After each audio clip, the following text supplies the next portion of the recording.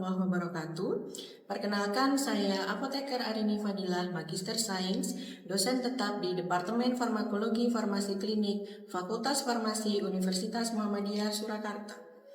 Fokus keilmuan saya yaitu terkait pengembangan obat-obatan, mengembangkan metode pembuatan model hewan atau uji preklinik untuk berbagai penyakit, studi tentang mekanisme molekuler obat, studi tentang profil farmakokinetika obat, serta studi toksisitas obat. Pada kesempatan ini, saya akan menyampaikan video unjuk kerja Tridharma Perguruan Tinggi pada bidang pengajaran yang terbagi menjadi dua narasi video. Yang pertama adalah deskripsi mata kuliah yang saya ampu, dan bagian kedua adalah video pengajaran dan interaksi saat berada di dalam kelas. Mata kuliah yang saya ampu yaitu mata kuliah spesialite obat. Dalam penyampaian mata kuliah ini, saya menggunakan pendekatan DIA, yaitu Delivery, Interaction, dan Assessment. Delivery merupakan metode penyampaian materi perkuliahan agar mudah dipahami oleh mahasiswa. Interaction merupakan proses interaksi baik antara mahasiswa dengan dosen maupun interaksi antar mahasiswa supaya dinamika pembelajaran dapat terbentuk dengan baik. Dan assessment merupakan penilaian untuk mengukur pemahaman dan kinerja mahasiswa secara objektif dan profesional. Mata kuliah ini merupakan salah satu mata kuliah wajib Fakultas Farmasi Universitas Muhammadiyah Surakarta yang bernilai 2 SKS dan wajib diambil oleh mahasiswa semester 4. Mata kuliah ini diberikan selama 16 kali pertemuan, termasuk ujian tengah semester atau UTS pada pertemuan ke-8 dan ujian akhir semester atau UAS pada pertemuan ke-16. Mata kuliah ini memiliki prasyarat mata kuliah farmakologi toksikologi pada semester 2. Mata kuliah spesialite obat ini membahas mengenai mekanisme kerja obat, stabilitas obat, indikasi, kontraindikasi, profil farmakokinetika, adverse drug reaction, toksisitas, serta macam sediaan generik dan paten yang beredar di pasaran dari berbagai kelas terapi obat, sehingga mata kuliah ini menjadikannya mata kuliah wajib yang diambil oleh mahasiswa Fakultas Farmasi UMS karena materi perkuliahan tersebut adalah kompetensi yang harus dimiliki sebagai calon farmasis atau apoteker nantinya. Mata kuliah ini menjadi salah satu mata kuliah yang berkontribusi untuk mewujudkan capaian pembelajaran lulusan atau CPL Prodi, yaitu yang pertama berakhlak mulia secara akademis dan profesional dengan menunjukkan sikap dan tata nilai Islami, serta yang kedua mampu menganalisis secara kritis masalah kefarmasian, menyusun informasi, mendesain dan melakukan penelitian berbasis isu terkini, serta mendiseminasikan pengetahuan dengan memanfaatkan teknologi informasi. Dari CPL tersebut kemudian diturunkan menjadi capaian pembelajaran mata kuliah atau CPMK, yaitu yang pertama mampu mengkarakteristikkan obat berdasarkan penggolongan obat dalam rangka persiapan pelayanan kefarmasian, dan yang kedua mampu menyusun informasi terkait penggunaan obat berdasarkan mekanisme aksi, indikasi, kontraindikasi, profil farmakokinetika, adverse drug reaction, toksisitas, interaksi obat, sifat fisikokimiawi, serta stabilitas obat dalam rangka persiapan pelayanan kefarmasian. Capaian pembelajaran mata kuliah tersebut kemudian diturunkan lagi menjadi beberapa sub CPMK yang juga mewakili materi apa saja yang disampaikan dalam perkuliahan ini, yaitu mahasiswa diharapkan mampu menyebutkan obat berdasarkan sumber pengembangannya, berdasarkan pengelompokan obat menurut Permenkes RI nomor 949 tahun 2000 tentang penggolongan obat, serta mampu mengenal obat-obat yang mengandung bahan haram.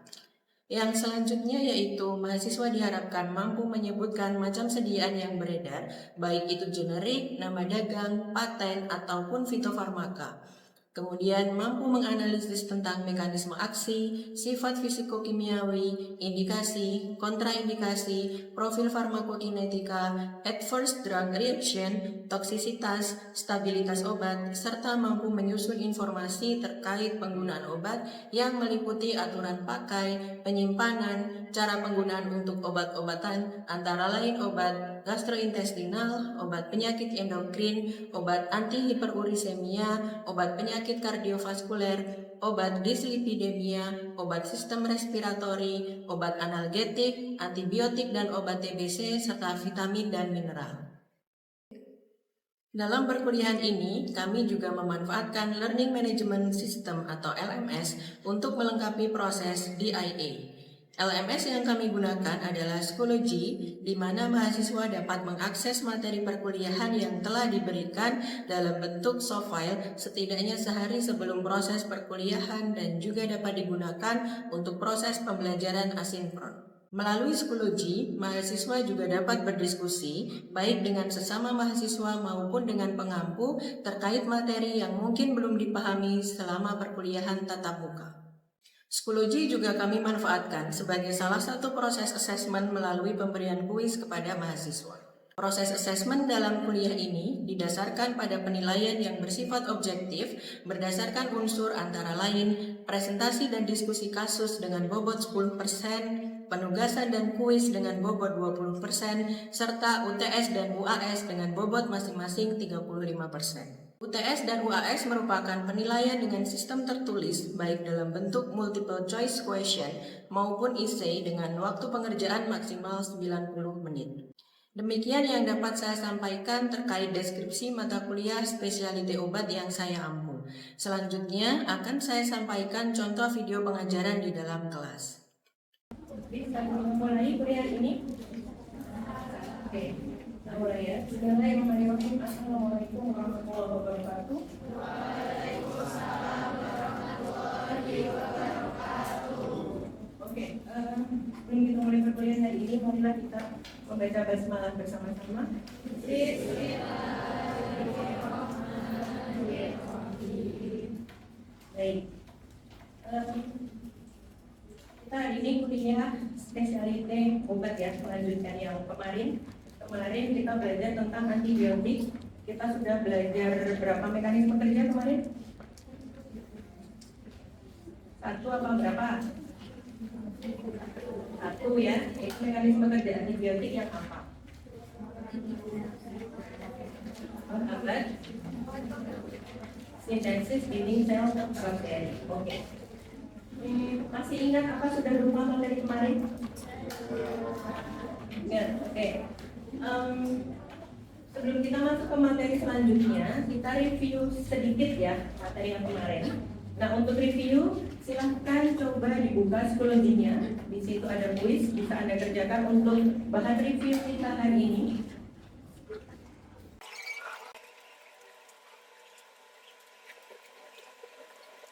Sudah selesai semua? Sudah ya? Oke. Baik, sekarang kita bahas ya.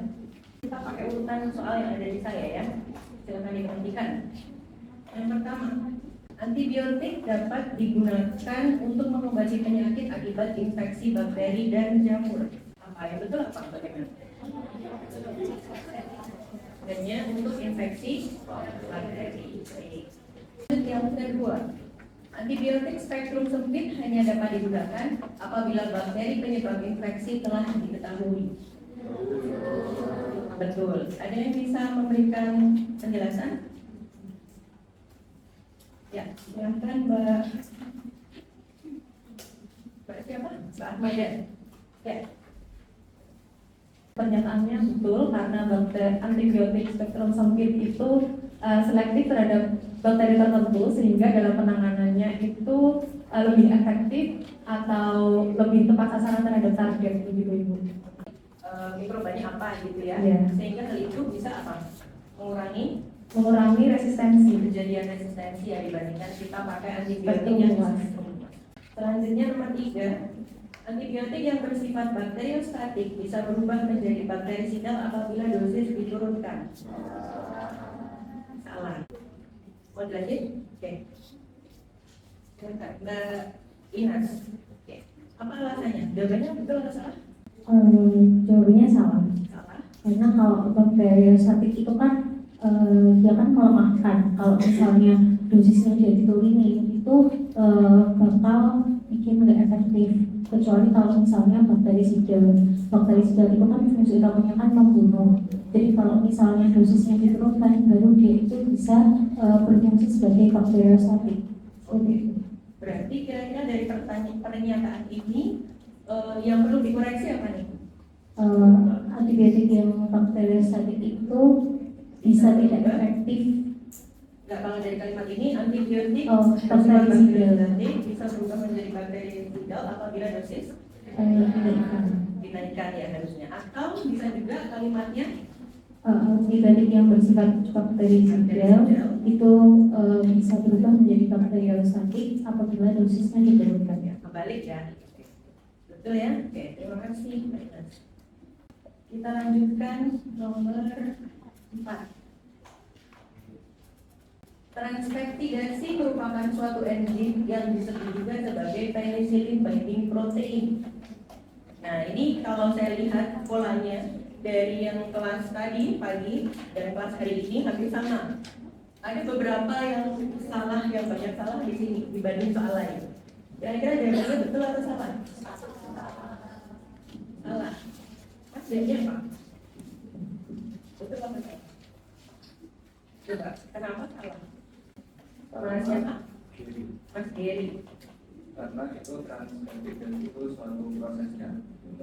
Kalau enzimnya itu namanya Transpeptidase. Ya. Jadi transpeptidasi itu adalah nama prosesnya. Ya. Kalau enzimnya itu namanya transpeptidase. Yang kemarin saya bilang ya, yang belakangnya ase itu yang enzim. Terima kasih Mas Geri. Kita lanjut ya. Nomor 5. Antibiotik golongan penicillin bekerja dengan menghambat sintesis dinding sel bakteri, yaitu cincin beta laktamnya akan berikatan dengan PBP dengan ikatan kovalen. Betul? Oke, betul ya. Antibiotik golongan beta laktam bekerja dengan menghambat sintesis dinding sel bakteri, yaitu cincin beta laktamnya akan berikatan dengan PBP dengan ikatan kovalen. Sehingga apa? Kalau cincin beta laktam berikatan dengan PBP-nya, Mas siapa? Mas Radi. Akibatnya itu situs aktifnya terblokir permanen. Situs aktif dari Enzim PBP-nya PBB terblokir oleh cincin beta beta laktam laktam, sehingga PBP tidak bisa menjalankan tugasnya untuk proses apa tadi? sintesis dinding sel. Ya, transpeptidasi dalam proses sintesis dinding sel. Oke, ya terima kasih Mas Dandi. Tadi nomor 5 ya, sekarang nomor 6. Mekanisme resistensi bakteri terhadap antibiotik golongan beta laktam adalah dengan perubahan struktur PBB dan produksi enzim beta laktamase. Betul atau salah? Betul? Ada yang memberi penjelasan tambahan mungkin? Mekanisme resistensi. Oke, nah siapa? Mas Satya, silakan. Coba diberikan penjelasan Mas dari dua mekanisme resistensi itu. Jadi mekanisme bakteri dalam melakukan resistensi terhadap antibiotik itu ada dua. Ada antibiotik beta laktam. Jadi yang pertama itu misal apabila mekanisme pertama itu misal bakteri yang sudah resisten itu misal sudah lisis, dia akan membawa DNA resisten yang kemudian disalurkan kepada bakteri yang masih sensitif sehingga bakterinya dari sensitif menjadi resisten. Kemudian bakteri yang menjadi resisten itu dia akan mensekresikan enzim PBB yang dia itu strukturnya juga sudah berubah sehingga tidak bisa berikatan dengan cincin beta laktam. Baik, terima kasih Mas Satya, penjelasannya lengkap ya. Jadi yang dijelaskan Mas Satya itu kita bisa lihat pada slide ini ya. Ada bakteri yang sudah resisten, disease, kemudian dia gen yang mengkode bahwa dia sebagai bakteri yang resisten itu akan berpindah ke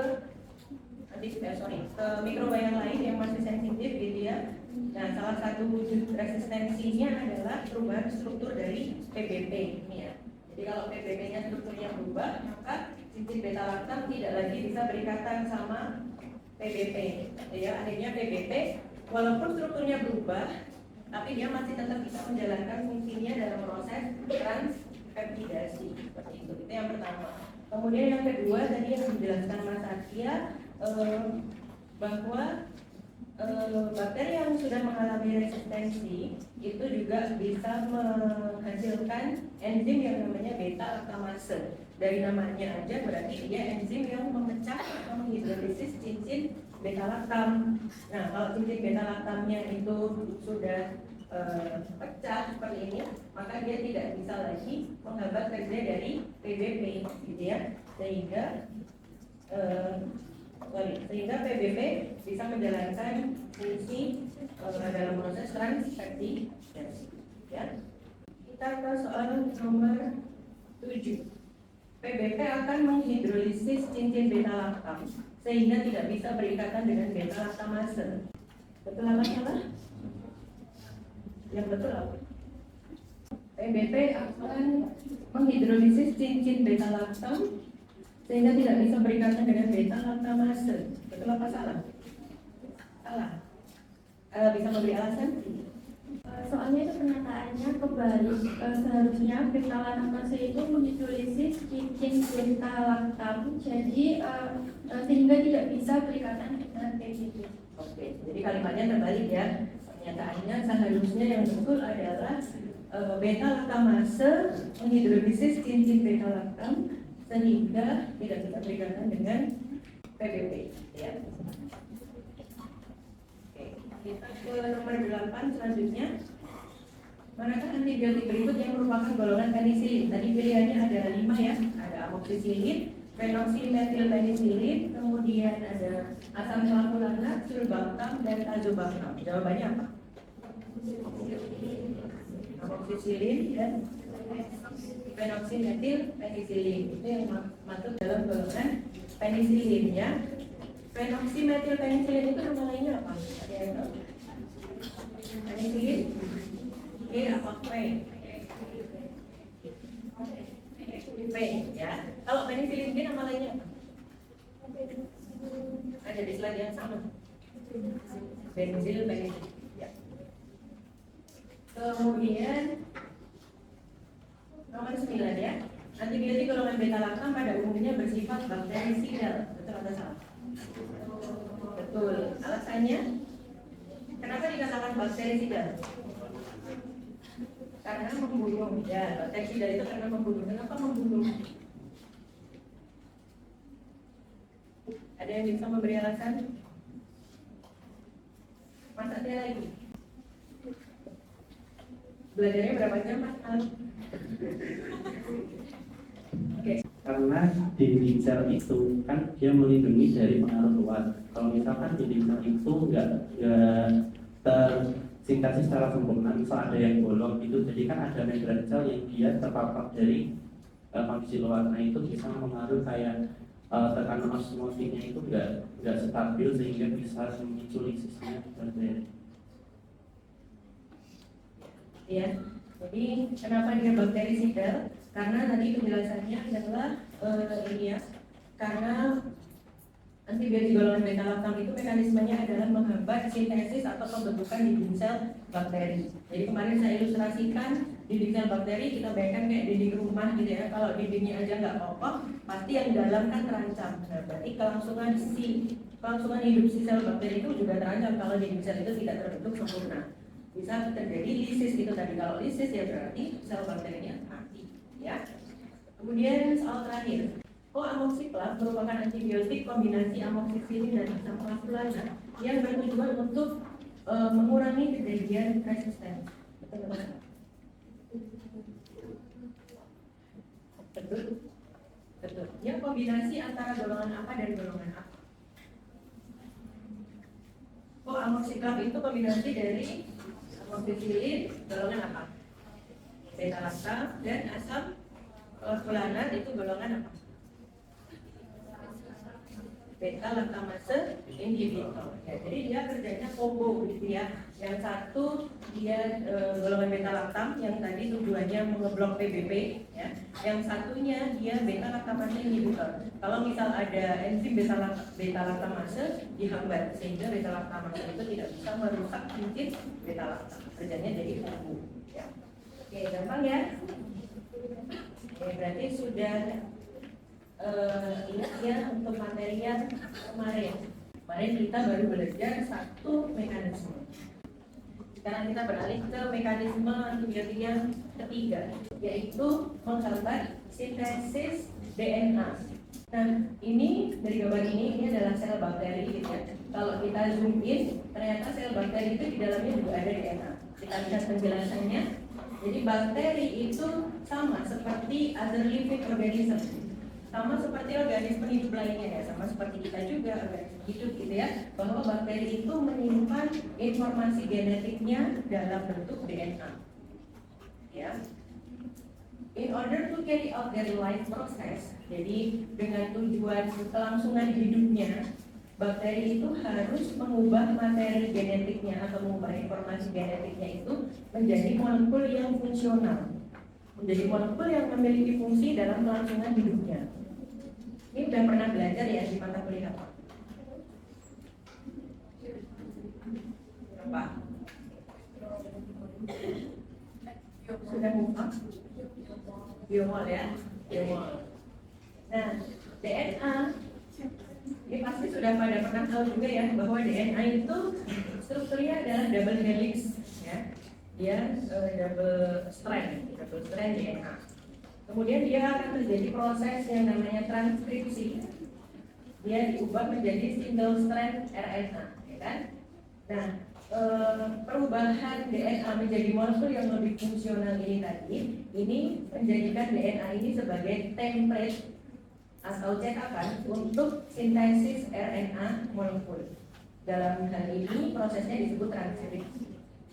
Kemudian dari RNA, ternyata RNA ini masih perlu diubah lagi menjadi protein fungsional, protein yang memiliki fungsi dalam kelangsungan hidupnya. Dalam proses ini perubahan dari RNA menjadi protein itu namanya adalah translasi, ya. Jadi sama seperti other living organism, bakteri ya, bakteri itu juga terjadi proses transkripsi, translasi gitu. Nah, contoh obat yang pertama yang mengikuti mekanisme ini, tadi apa mekanismenya? Yang ketiga? Menghambat sintesis DNA. Contoh yang pertama adalah metronidazole. Nah, metronidazole ini adalah suatu prodrug. Apa itu prodrug? Coba Mbak. Jadi obatnya itu inaktif, tapi metaboliknya itu akan jauh lebih aktif gitu. Metaboliknya jauh. Jadi metronidazole itu adalah prodrug. Tadi jawaban Mbak Inas adalah prodrug itu adalah obat induknya itu dia belum aktif. Dia perlu proses metabolisme dulu untuk diubah menjadi metabolit aktif. Jadi nanti yang memiliki efek farmakologi adalah metabolit aktifnya, ya, bukan metronidazole. Nah, metronidazole ini karena dia prodrug, dia membutuhkan aktivasi dengan metabolisme itu tadi pada gugus nitronya di NO2-nya ini. Nah, selama dia berdifusi melintasi sel membran sel dari bakteri, metronidazole ini akan diubah oleh enzim yang dihasilkan oleh bakteri. Jadi bakteri itu menghasilkan enzim yang namanya piruvat peridoksin oksidoredutase atau disingkat P4. P4. Jadi NO2 ini tadi akan diubah oleh enzim P4 menjadi anion radikal nitro. Anion itu berarti ion positif atau negatif? Anion itu ion negatif. Kemudian nitro itu NO2 radikal. Nah, radikal itu biasanya ditandai dengan ada tanda titik di atasnya. Nah, kalau kita lihat di sini, ini NO2 minus anion ya. Kemudian ada titik di atas N. Itu adalah menandakan radikal ya.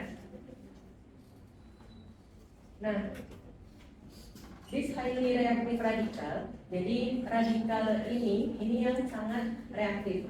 Ini yang diperkirakan sebagai senyawa yang toksik yang menyerang DNA dari bakteri.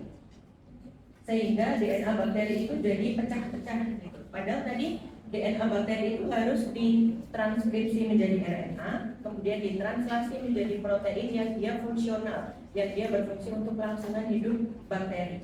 Nah, tapi kalau DNA-nya aja udah dipecah-pecah, maka nanti proses transkripsi sampai translasi sampai dia menghasilkan protein, dia akan menjadi protein yang mungkin tidak fungsional, ya kan? Karena cetakan awalnya aja udah rusak ya. Jadi DNA-nya akan pecah dan terjadi mutasi sehingga akan menyebabkan kematian sel bakteri. Nah, ini contoh sediaan yang ada beredar di Indonesia gitu ya. Dari sini kita mendapatkan informasi apa saja. Obatnya adalah obat ya metronidazol. Dia bentuknya tablet, kekuatannya 500 ml. Dia obat generik atau brand name? Generik, ada logonya. Kemudian dia merupakan obat. Kemudian industri yang mengeluarkan apa ini? Ya, nah ini semuanya Anda bisa dapat di ISO juga informasi. Nah, kemudian yang sebelah sini ini adalah metronidazole side effect, efek sampingnya. Ada yang pertama adalah headache, sakit kepala, ya. Yang kedua nausea, mual. Yang ketiga adalah metallic taste in the mouth.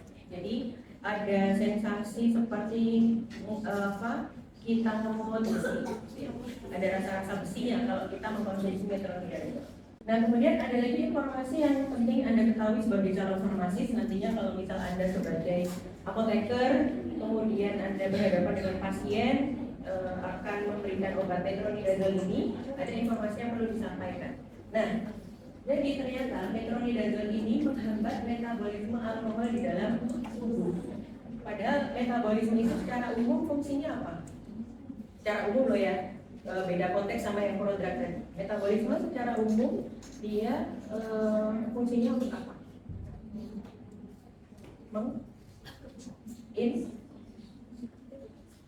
Aktivasi obat itu, gitu ya, aktivasi obat itu supaya ya tidak terus-menerus bekerja di dalam tubuh kan, gitu kan? Seperti misal alkohol ya berarti supaya dia segera diekskresikan.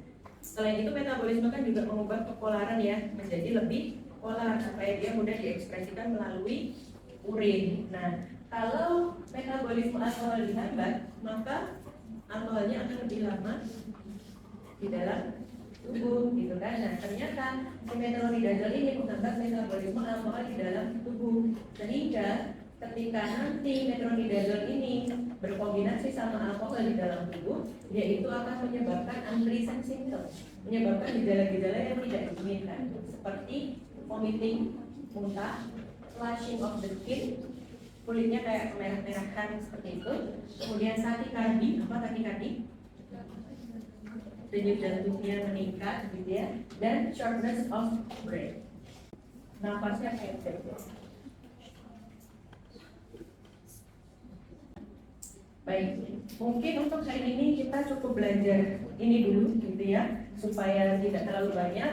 Ini sudah bisa ya ditangkap? Oke, ada yang mungkin ingin ditanyakan? Berarti sampai hari ini kita sudah belajar berapa mekanisme? 3 ya, sampai hari ini bukan akhirnya. Yang pertama adalah menghambat sintesis dinding sel bakteri. Yang kedua adalah mengganggu fungsi ya, bukan sintesis, mengganggu fungsi membran sel bakteri. Yang ketiga, sintesis. Cukup ya untuk hari ini. Jika sudah tidak ada yang ditanyakan, bisa saya akhiri. Kalau nanti ada yang mau ditanyakan, bisa disampaikan melalui 10G atau nanti bisa berdiskusi. Kalau misal ada yang bisa menjawab, silakan menjawab. Kalau belum, nanti akan saya jawab. Ya. Oke, sekian untuk hari ini. Semoga bermanfaat, semoga bisa dipahami. Kurang lebihnya dari saya mohon maaf. Wassalamualaikum warahmatullahi wabarakatuh.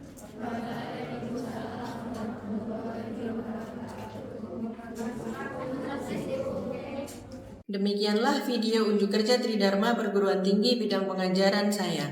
Semoga video ini dapat memberikan manfaat. Terima kasih. Wassalamualaikum warahmatullahi wabarakatuh.